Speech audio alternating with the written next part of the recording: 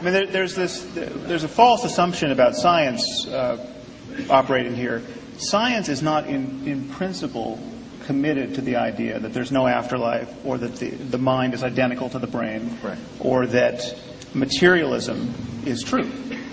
Science is completely open to whatever in fact is true. And if it's true that the consciousness is being run like software on the brain and can, by virtue of ectoplasm or something else we don't understand, can be dissociated from the brain at death, that would be part of our growing scientific understanding of the world if we could discover it. Now, and there are ways we could in fact discover that if it were true. The problem is there are very good reasons to think it's not true.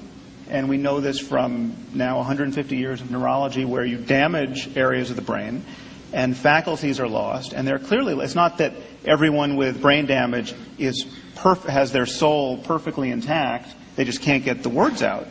This is everything about your mind can be damaged by damaging the brain. You can cease to recognize faces. You can cease to know the names of animals, but you still know the names of tools. I mean, the fragmentation in the way in which our mind is parcellated at the level of the brain is not at all intuitive, and there's a lot known about it. And what we're being asked to consider is that you damage one part of the brain, and the mind, something about the mind and subjectivity is lost. You damage another, and yet more is lost.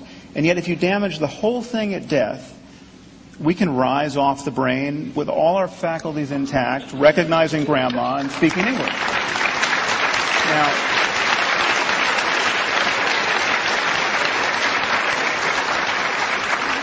David? And I think a much more important point is, if everything you're saying about your religious orientation is true, because you're basically confessing a kind of scientific attitude toward the mysteries of subjectivity and what happens after death, then the usefulness of holding to these traditions and these first century books is I'm completely at a loss. I mean, it seems like you're in the wrong line of work. You should be psychologists.